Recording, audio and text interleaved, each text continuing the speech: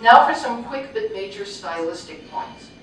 Russian scholars need to pay close attention to grammar and clarity of meaning for reasons made clear in the following definition of a good sentence. A good sentence needs to be read only once. Or, put another way, a good sentence is clear on first reading for only one meaning. If readers become confused, even for one sentence, they will become annoyed and eventually stop reading.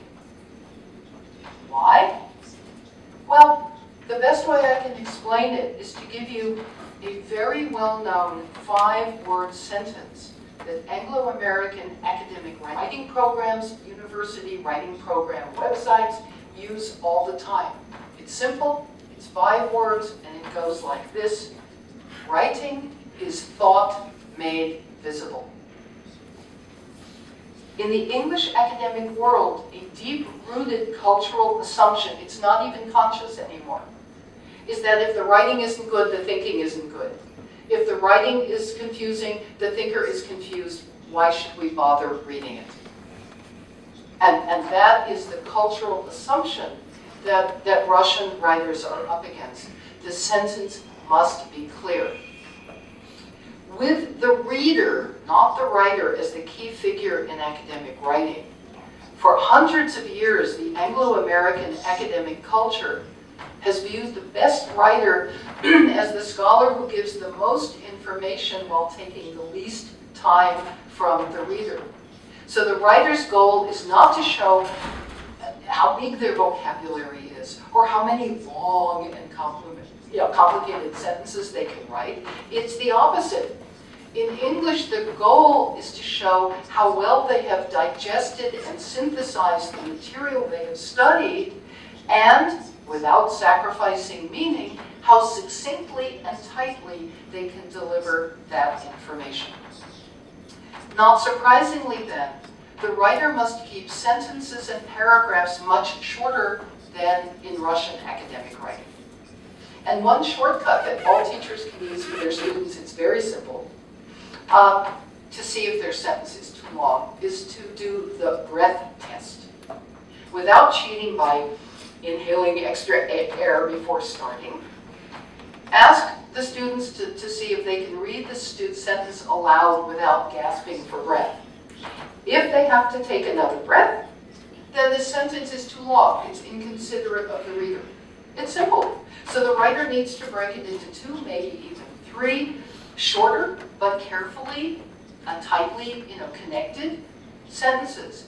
Indeed, instead of making their sentences unnecessarily long, what we would consider unnecessarily long to prove how clever we are, English writers vary their grammatical structure for every sentence, using different kinds of phrases and clauses, and elegant but precise vocabulary to make their points. We almost never have 2 sentences in a row with exactly the same sentence structure.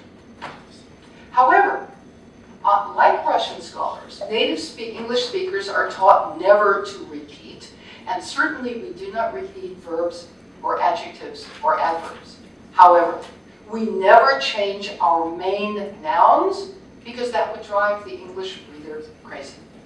In other words, if we start writing about, say, teenage behavior in a certain culture, and we use the word teenager, we do not change it in the next sentence to adolescent, and the next one to young person, and the next one to youth, okay? What we do is we look at the journal and say, what's the word they use most in the journal? Adolescent, then I use that. Teenager, then I use that, and I stay with the same noun throughout the paper. This is cultural difference. And interestingly, if a writer were to write the word committee with a capital C, and 3 sentences later write committee with a small c, the reader would think you were talking about another committee. That's how easily the reader will get confused if you start messing around with nouns. So again, that's a cultural difference. In editing the Russian papers, that was one big problem that I found. I would see Russia, Russian Federation, Moscow, the Russian government, the Russian people, all standing for the same thing. And I said, okay, pick one. I don't care which it is. I think this one is better for your paper. Pick one and stick with it. Don't drive the reader crazy. This is a cultural difference. It's not good or bad, it's just different. Most importantly, Russian scholars need to learn to write almost exclusively in the active voice. I like ice cream, not ice cream is liked by me. Now, why? In English, the passive voice makes sentences longer. It eliminates the personal pronouns that connect the writer to the reader. All too often, non-native speakers end up writing sentences like, the report has been issued by the federal government, which is kind of slow and boring, or worse, the report was issued, and it's so vague that why put it in a paper? Because in English, we always want to know who the actor is.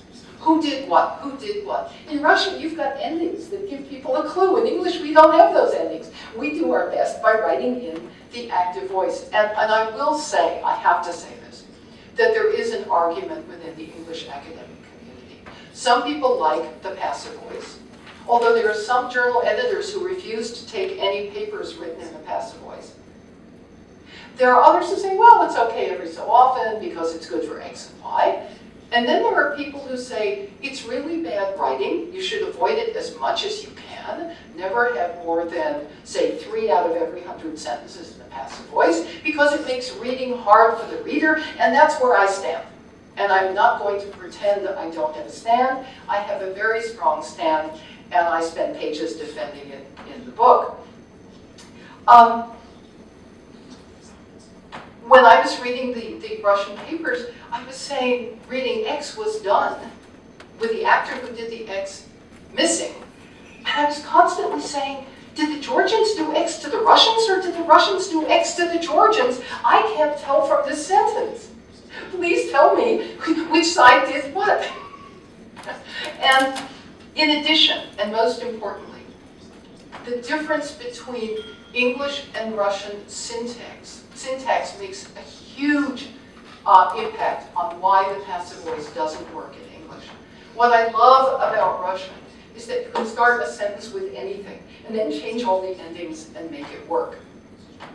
But in English, we use word order to give meaning. So since the reader's eye moves from left to right across the page, sentences are easier to read if the meaning of the sentence moves from left to right across the page. So if you say, I like ice cream, you have a subject and a verb and an object, and you see how the information flows. Now again, if you watch my hand, if a reader, but imagine a long, complicated academic sentence, is reading, ice cream is liked by, oh, in other words, I like ice cream, okay? The reader is not just reading the passive voice sentence. The English reader is reading, interpreting, and rewriting the sentence in his or her mind, and it makes it longer. The reader has to work twice as hard mentally to get the information. And when I realized this, when I was teaching writing, I realized why I used to fall asleep at university reading certain books on topics that interested me. They were textbooks. And they were all accurately written in the passive voice. So I went back to a history text I had loved, and I looked at it. Now here it is, all these years later. No wonder I loved it. The whole thing was in the active voice, and history was active, it was alive, it was moving, things were happening, and it was better writing.